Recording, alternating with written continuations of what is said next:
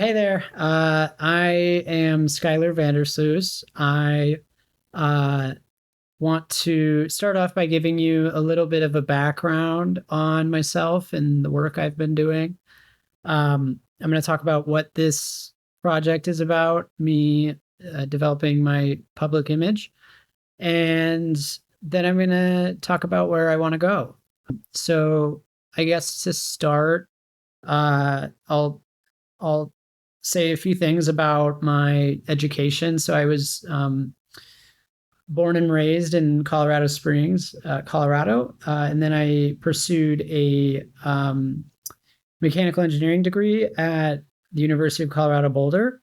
Um, After Boulder, I wanted to be in startups, so I moved to San Francisco. I worked in B2B SaaS for quite a while.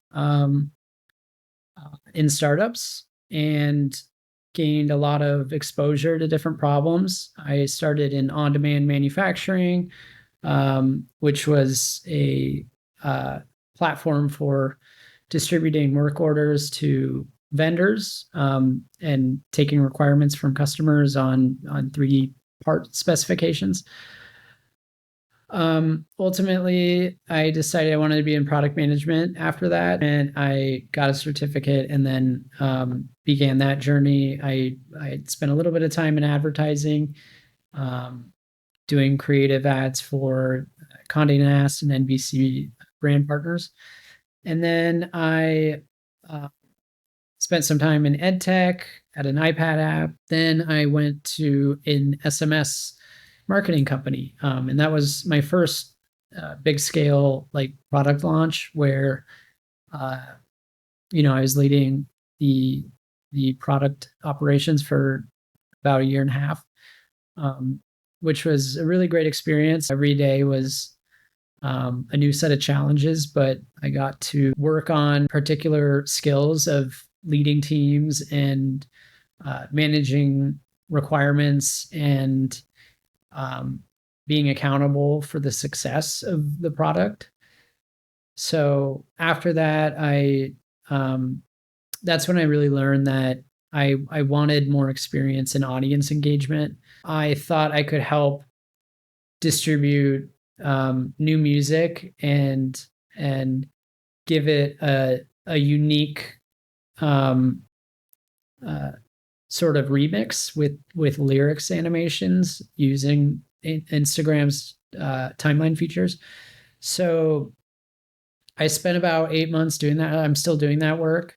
Uh, it was quite the um, ride to experience, a new product, a new set of features being launched to a billion users, and the the bugs that came along with that, and trying to navigate some of the issues and hold a high bar for quality and try to be as consistent as possible. It was a lot of fun. I reached about 100,000 people. Some lessons from that: I wanted to draw more people to my content, and so I started speaking up on platforms that I thought was a low um, risk investment, but ended up being a bit of a damper to my credibility. So lesson one, I would say, it's living for the quick lights. I was posting random things on X as an experiment and see if I could get more people to watch the content. And I wouldn't do that again because I was doing it under a persona, under my brand. And so I was, speaking like a person, but under a brand. And it gets kind of weird when you have um, political thoughts or, you're um, a bit inflammatory. So I am guilty of all of those things. But I think I learned those lessons and have become a lot stronger in controlling my use of social media and in making sure that I don't really inflate something that's already a disaster. I think there's a lot of bad conversation on social media. I just never had that experience growing up, I was never posting on social media. I never had a lot of friends on platforms. And so it was really building for my character to overcome that fear and to uh, engage in put myself out there. And it's high risk. So when you put out content with music, the message can be misinterpreted very easily.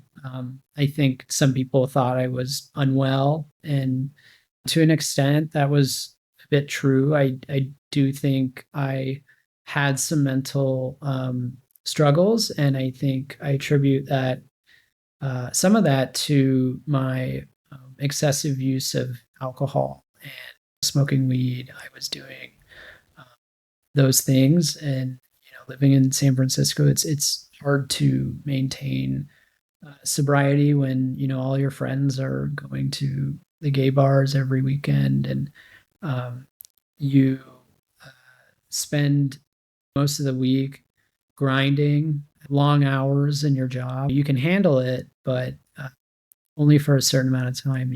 Your body needs a break, your mind needs a break, and so I think I've become a lot stronger and a lot more responsive to my body and these habits of addiction of doing what other people are doing. I spent the last several months coming off of nicotine, but I've become a lot more mindful about engaging in things that others are doing. But if you don't take a break, um, you're not operating, your mind isn't operating at 100%. And it a lot of times is hard for yourself to know that. It takes your job, your peers, and your colleagues to learn those lessons. But yeah, I spent some time on my own, and I engaged in this music project, and then I went quiet for quite a while and just focused on the animation work. And I was writing my own articles about healthcare or creator depression. As a product manager, one of the things we strive to do is deeply explore a problem space. So that means onboarding the pain of the users. That means really understanding and empathizing with their problems. And I feel like I've done that successfully through this project. My aim is to uh, like when doing something like this, it's not really about, it's like I'm thinking about how many people I can make happy through this and how many people can be excited about coming back and seeing which song I do next or what the clues are going to be. That's what keeps me going.